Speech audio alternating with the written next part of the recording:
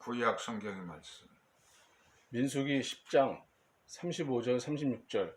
괴가 떠날 때에 모세가 외쳤다. 주님 일어나십시오. 주님의 원수들을 흩으십시오. 주님을 미워하는 자들을 주님 앞에서 쫓으십시오.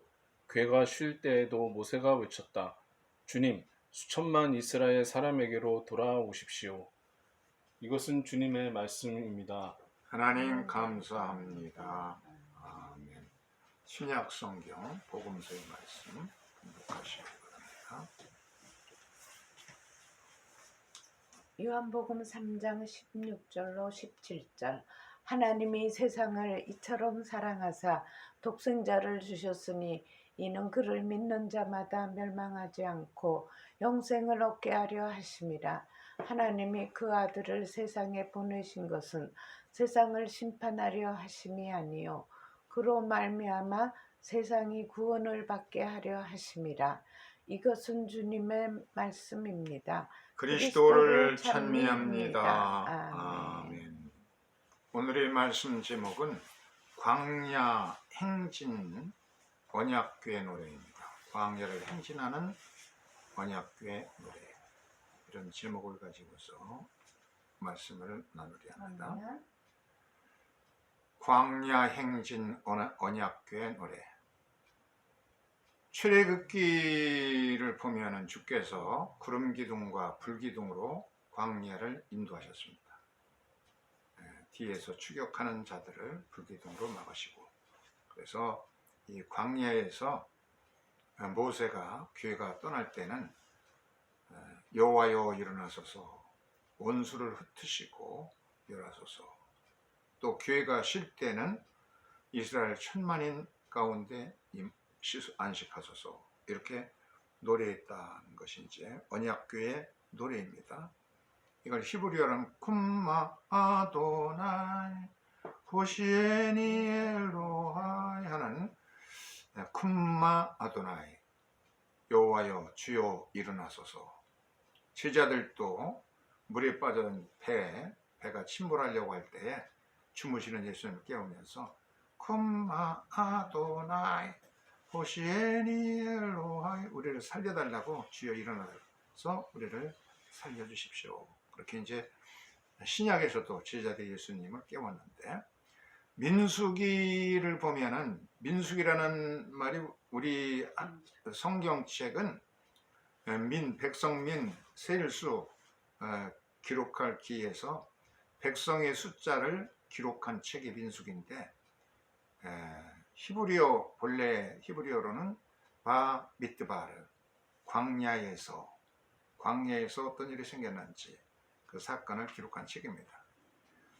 히브리인들은 매우 간단합니다. 그래서 그 두루마리 한 권의 책이 처음 나오는 그 단어가 바미드바르, 광야에서, 이렇게 되어 있기 때문에 책 이름을 그렇게 지었어요.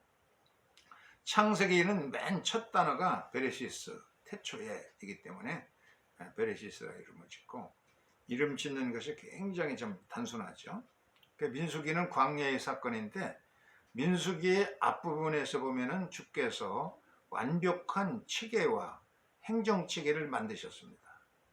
그런데 이것을 잘 작동하려면 백성들이 상호 신뢰하고, 신뢰가 굉장히 중요한 것인데, 신뢰를 잃어버리면 어떻게 되느냐.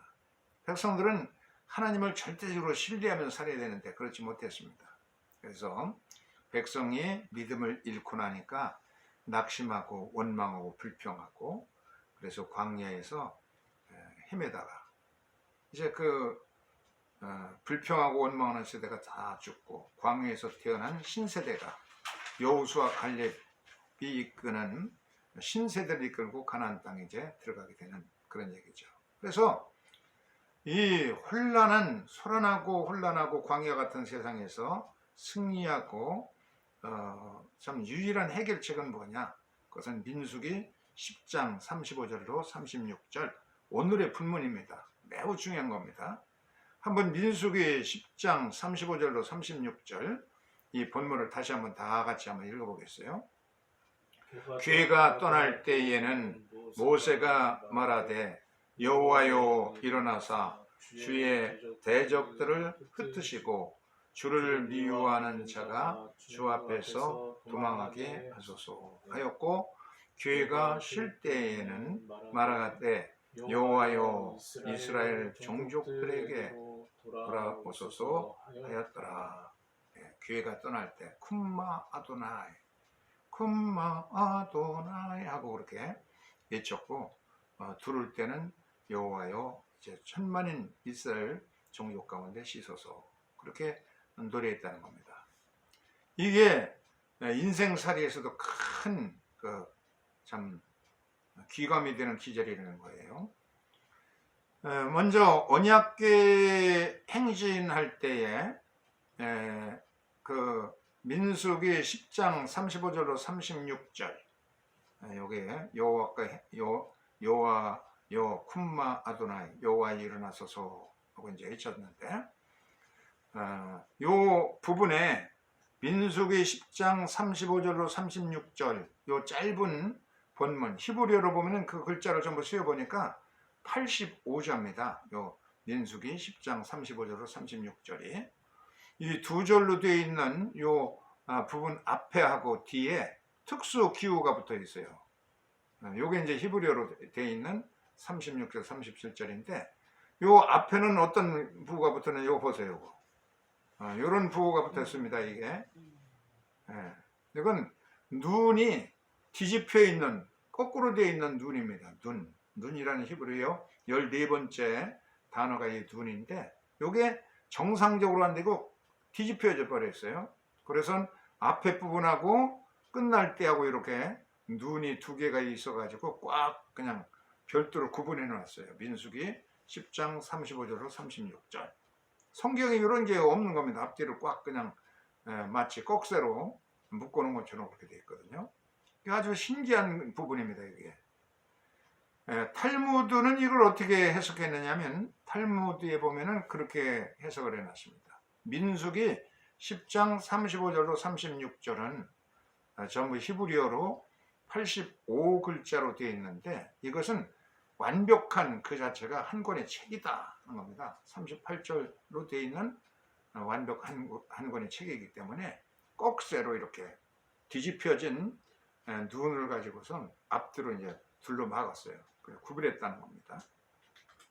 그래서 이것은 잠언 9장 1절에 보면 지혜가 일곱 기둥으로 집을 짓되, 지혜의 일곱 기둥이라는 단어가 나오는데, 이 성경 말씀이 오경의 말씀이 본래가 지혜의 일곱 기둥이라는 겁니다. 근데 모세 오경이라고 이것을 셉투아진트로 최초로 외국어 헬라어로 번역하는 과정에서 모세 오경이라고 이제 불린 겁니다. 그래서 모세 오경이 됐는데, 모세 오경이란 뭐냐면 바로 여기 잘 보세요. 여기서부터는 기록할 필요가 없고 잘 봐야 돼요. 유대인들의 성경이 이렇게 두루마리로 되어 있어요. 그래서 그것을 이렇게 잘 감싸 가지고서는 이것은 창세기입니다.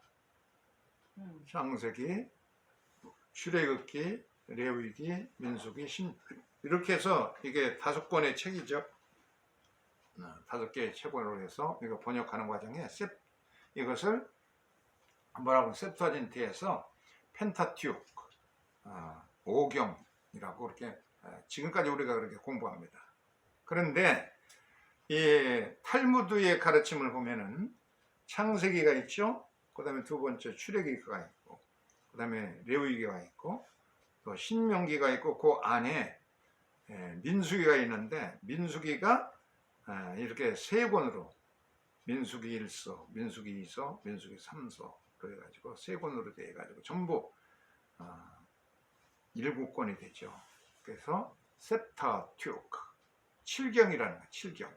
그래서 잠언 9장 1절에 나오는 대로 지혜가 7기둥으로 집어짓대, 이렇게 이제 완벽하게 된다는 건데, 그래서 거기다 꺽쇠 표시를 해가지고 이것을 완전히 그냥 다른 데 앞하고 뒤하고 구분을 해가지고 이렇게 민수기를 3서까지 이렇게 만들었다는 거예요. 모세 5경이 아니라 펜타튜크가 아니라 모세 7경 셉타튜크가 되도록 그렇게 되어 있다는 거. 히브리어 원어에 보면은 번역하는 성경이 이게 전혀 표시가 안 되죠. 이렇게 꺽사 표시가 넣고 그래야 되는 건데 이거 이상하니까 그런 걸 전부 무시하고 그냥 쉽게만 번역하다 보니까 이런 오류가 생긴 겁니다. 히브리어 원전에 보면은 민수기 1서에는 민수기 1장 1절로 10장 34절 여기서는 인구조사를 갖고 행정체계를 다 이렇게 마련하는 겁니다. 각 지파별로 각 가족별로 이렇게 해서 아비의 집으로 해가지고 쭉 그 인구조사 체계적으로 이렇게 행정체계를 완벽하게 해놨어요. 두령도 세우고 천부장도 세우고 족장도 세우고 종족장도 세우고 행정체계를 잘 마련해 놓았고 그리고 누가 두령이 되고 누가 레위 사람도 있고 레위 사람들 어떻게 해야 되는지 잘 체계를 잡아놨어요. 또 군대도 조직을 해놓고 군대가 행렬할 때는 어떻게 행렬을 하고 주둔할 때는 어떻게 주둔할 것인지 완벽한 체계와 이 스트럭처, 프로세스 이런 것을 다 갖춰놨어요. 시스템도 해놨어요. 그런데 민수기 2서에서는 오늘 두 절로 되어 있는 민수기 2서는 민수기 10장 35절로 36절이에요. 56절에 36절인데 두 절로 되어 있습니다. 여기서는 주께서 이제 앞장서서 쿰마 아도나이 주께서 일어나시면은 제자들은 그냥 돛을 막 내리고 배에 있는 들어온 물을 그냥 퍼내고 어쩔 줄 모르고 그러는데 주님을 깨우니까 주님께서 일어나가지고 막 바람아 멈춰라 바다에 잔잔하니까 다 해결되잖아요. 그렇게 주님이 일어나서야 된다. 주님이 앞서시고 우리가 따라가기만 된다는 거예요. 그렇게 간단하게 두 절로 되어 있지만 굉장히 광야를 살아가는 사람들에게는 이게 이 원리의 대로 살아야 된다는 얘기입니다. 그 대개 보면 우리들은 그냥 험난하게 인생 살아온 사람의 얘기를 듣고 눈물 흘리면서 아이고 당신 얘기를 소설로 쓰면 좋겠네. 기가 막힌 인생을 사는 사람들 보면 그렇게 얘기하잖아요. 그리고 드라마라든지 영화라든지 모든 주제를 보면은 그냥 아주 어려운 그런 인생을 사는 사람들 그런 얘기고 그런 거예요. 그런 것에 박수를 쳐대고 그런 거야. 그렇게 에녹과 같이 에녹에 대한 성경의 기록은 간단하잖아요. 에녹이 65세에 무드세를 낳았고 300년 동안 하나님과 동행했더라. 에녹의 삶은 전혀 세상 사람들과 틀려요. 다른 사람들은 처음에 잘 시작해서 열심히 예수 믿다가 애들 낳고 결혼해서 처자식 가지고 그러다 보면은 거기에 매여가지고 그냥 절름발이 신앙생활 하잖아요. 고생하다가 마지막에 또 회개하고 그런 얘기인데 근데 에녹은 그렇잖아요. 장가 들고 자식 낳고 그러면서 더 자식을 낳을수록 더 하나님께로 가까이 가는 그래서 하나님 스카우트해 간 거야. 300년을 동행했으니까. 그게 단순해. 몇 절 안 돼 에녹에 대한 기록은. 근데 그냥 깨지고 망가지고 그런 신앙인들 보면은 큰 내용이 복잡해요. 그런 데서 우리는 은혜를 받는데 사실상 민수기 10장 35절로 36절이야말로 광야 같은 인생을 살아가는데 가장 중요한 주제다. 민수기 3서는 민수기 11장 1절로 민수기 마지막 끝 32장 32절까지 여기 보면 여기에 20번이나 백성들이 반역합니다. 다단도 반역하고 아비람도 반역하고 고라도 반역하고 마지막에는 그냥 지쳐서 모세마저도 하나님께 원망하고 불평해요. 그냥 원망하고 불평하는 얘기야. 파란만장한 일들이 그냥 광야에서 생기는 거야. 사람들은 그런 것을 좋아하는 건데 그렇지 않고 단순하게 에녹과 같은 삶. 또 이 이삭의 얘기도 단조롭잖아요. 성경에 이삭에 대한 얘기가 단 2장밖에 안 나와요. 창세기에. 이렇게 단순하고 하나님께 영광 돌리는 삶은 바로 민수기 10장 35절로 36절이다. 이게 광야 같은 인생에서 살아가야 될, 하나님이 행하시면 우리도 행하고 쉬시면 쉬면 얼마나 평탄한 인생을 살아가는 거예요. 하나님은 완벽한 체계를 만드시고 행정체계 시스템 이름을 잘 하도록 했지만, 그걸 작동하는 사람들은 인간의 상호 신뢰를 하고 하나님께 대한 신뢰, 서로 사람들에 대한 신뢰, 이런 것을 잘 상호 협력해야만 되는데, 백성들은 원망하고 불평하는 거예요. 계속 믿음을 잃어버리고 낙담하고 불평하고 원망하고, 그리고 광야를 유랑하고, 불평한 세대들은 다 죽고 신세대를 이끌고 여호사 관리에 들어간다는 그런 결론입니다. 그래서 광야 같은 소라는 세상에서 유일한 해결책은 뭐냐? 민수기 10장 35절과 36절이다 하는 겁니다. 이 사람은 그 이스라엘 사람인데 데이비드 브룩스라고 하는 학자입니다. 이 사람이 책을 썼습니다. 그 책의 이름이 뭐냐면 The Social Animal, 사회적인 동물이라는 책이에요. 그래서 인간 상호간, 이 사람들, 이 그림을 보세요. 인간이 아무리 좋은 빈곤층에 대해서 어렵고 사회적으로 빈곤한 사람들을 위해서 금융 지원을 하고 시스템을 갖춰놓고, 그렇게 해도 이 문화 자체가 성숙해서 사회적인 그런 조건이 좋아져야 그래 잘 돌아갈 수 있다는 겁니다. 그래서 감세도 해주고 그냥 지원도 해주고, 그래도 신뢰가, 믿음을 잃어버리면 그 체계가 잘 작동하지 않는다 하는 그런 주장을 펴고 있습니다.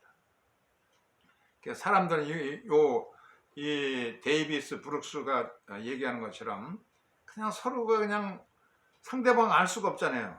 10길 물속을 날아도 한 길 사람의 속은 알 수가 없어요. 그냥 서로 머리를 굴리고 그리고 이렇게 논리적이고 합리적인 생각만 이렇게 가져갈 수는 인간 사회가 원활하게 잘 돌아갈 수 없다. 그건 이제 주장하는 거예요. 그래서 바로 성경에 뒤집힌 글자가 있는 부분, 이런 뒤집힌 글자의 원리라는 거 뭐냐면 상회가 아니라 상호 신뢰를 갖춰야 된다. 그래서 GPS가 너무 많이 과신하고 있는데, 그런 세상에서 상호 인간관계를 신뢰하고 하나님을 신뢰하고 영광의 구름이 우리를 인도해 주실 때 인간 공동체, 인간 가정, 우리의 개인도 제대로 돌아갈 수 있다. 거꾸로 든 글자에서 서로를 믿고 경청하는 법을 우리가 배워서 신뢰를 회복하고, 하나님이 행하시면 우리도 행하고 하나님 멈추면 우리도 멈추는 그런 단순한 원리를 배우자 하는 겁니다.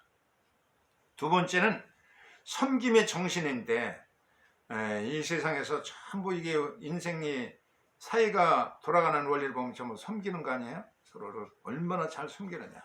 뭐 대학 나오고 서울대학 나오는 게 문제가 아닙니다.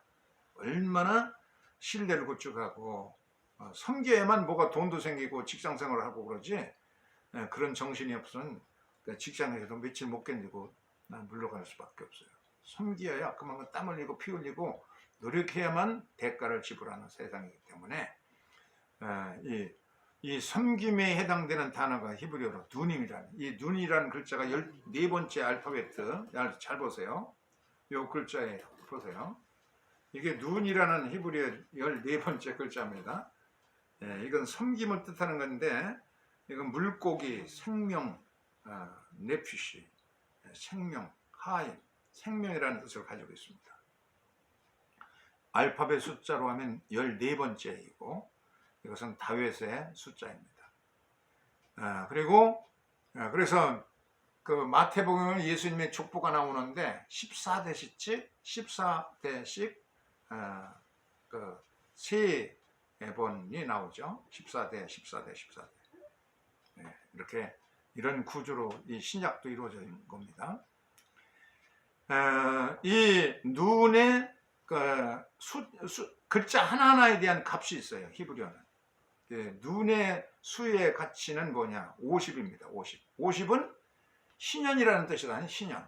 모든 것이 해방되어지고 억눌린 사람들이 해방되어지고 병든 사람 고침받고 또 이 빚에 진 사람들이 전부 빚이 탕감되어지고 빼앗겨 있던 재산 다 찾고 그냥 모두가 공평하게 돌아가는 거예요. 히스기야 왕은 아수르 군대가 이렇게 완전히 포위되어서 망하게 되는데 신년을 선포해가지고 큰 노예를 그냥 완전히 풀어주고 빚을 탕감해주고 신년이 오니까 대대적인 승리를 거두고 아수르 군대는 물러가게 됐죠. 아람의 군대는 물러갔습니다. 근데 똑같은 그 시드기야 임금 때에는 가짜로 그냥 신년을 선포했어요. 도루 신년을 선포하는 듯 하다가 놓아진 해방된 노예를 다시 불러놓고 빈문서를 완전히 태우지 않고 하나님의 분노에서 느부갓네살 군대에게 성전이 불타고 백성들이 살육되고 왕들은 눈이 뽑히고 귀족들은 다 가서 노예로 끌려가서 고생하게 만듭니다.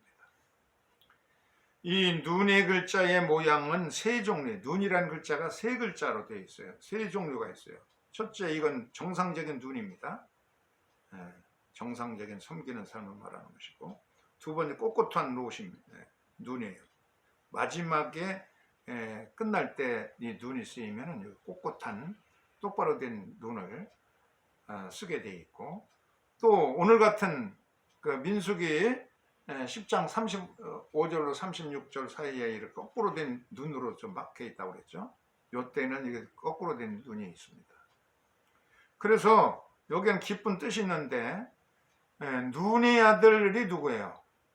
눈의 아들 여호수아. 여호수아를 히브리 유대인들 식으로 발음하면 예수아입니다. 예수. 구약의 예수가 예수아야. 그래서 이 예수와는 절대 그냥 부정이 없습니다. 전부 아멘, 아멘. 모세가 얘기하는 대로 그냥 아멘, 아멘. 그래서 살아남아 가지고 여호수아 갈렙 두 사람은 가나안 땅에 신세대를 이끌고 들어가잖아요.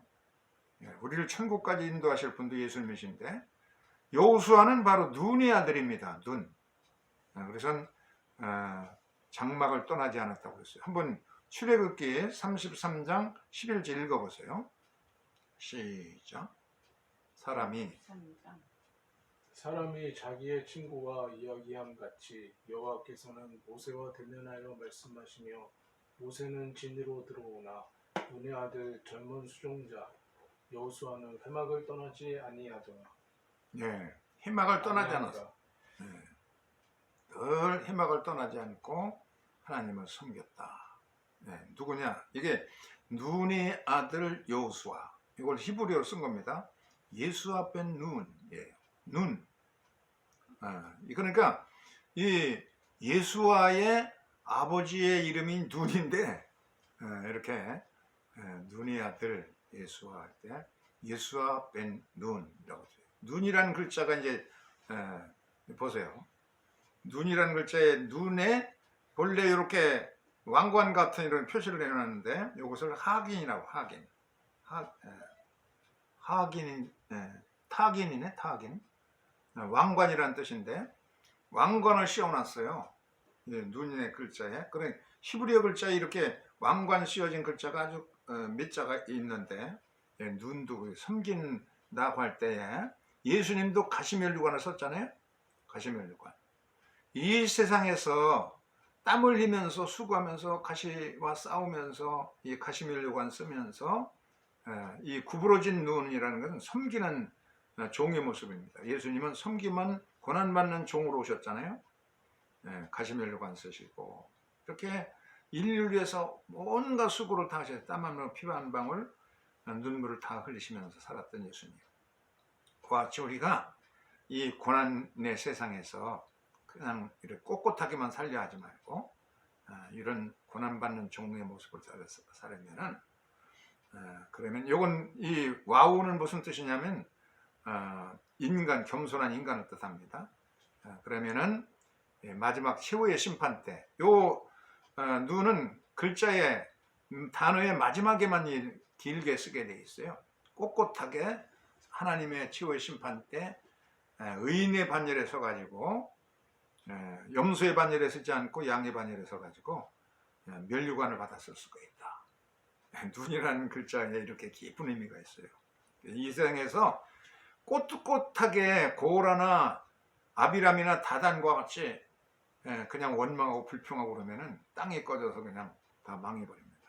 그러지 말고 예수님과 같이 이 고난 받는 이 세상에서 섬기는 종, 가시면류관 쓴 주님과 같은 섬기는 자세를 가지고 산다 그러면, 그래 마지막 치유의 심판 때는 우리는 꼿꼿이 의인으로 바로 서서 하나님 앞에 승리의 면류관을 받았을 수가 있다. 하는 게 이제 이 눈의 아들 예수에 담겨 있는 뜻입니다. 세 번째는 예배에서 실천하는 경건훈련. 말씀 언약궤에서 성경을 꺼낼 때, 해당해서 예배 드릴 때 이제 성경을 읽잖아요.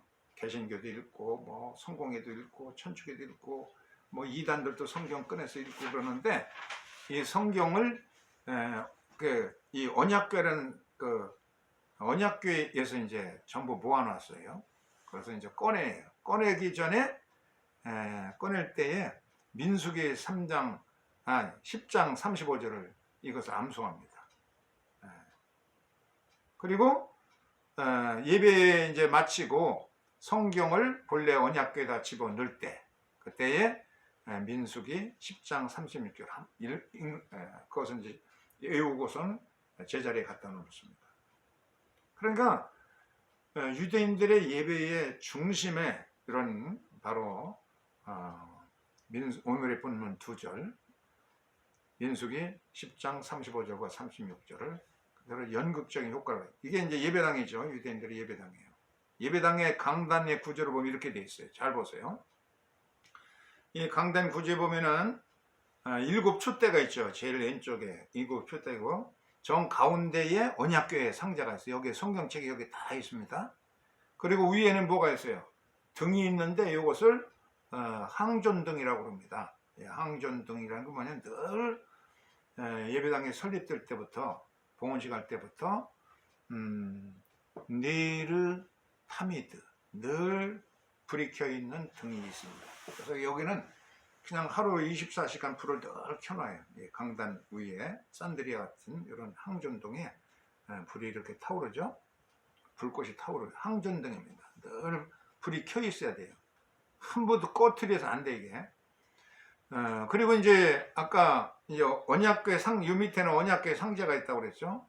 아론의 언약궤 상자 속에는 뭐가 들었어요? 이렇게 그걸 이제 문을 열면은 이렇게 오경 이렇게 들어 있습니다. 그런데 사실상은 오경을 펴서 성경을 펴들고 읽고 그래야 되는 건데, 디모데 후서 3장 15절에 보면은 또 어려서부터 네가 성경을 알았나니, 디모데는 모태로부터 그냥 성경 말씀을 알고 교육을 받았어요. 그걸 실천하라는 겁니다. 시편 40편 7절 한번 읽어보세요. 시편 40편 7절. 그때 내가 말하기를 내가 왔나이다. 나를 가리켜 기록한 것이 두루마리 책이 있나이다. 네, 두루마리 책은 바로 그런 겁니다. 또 여호수아서 1장 8절로 9절 읽어보세요. 빨간 글씨. 율법책을 내 입에서 떠나지 말게 하며 주야로 그것을 묵상하여 그 안에 기록된 대로 다 지켜 행하라. 그리하면 내 길이 평탄하게 될 것이며 내가 형통하리라.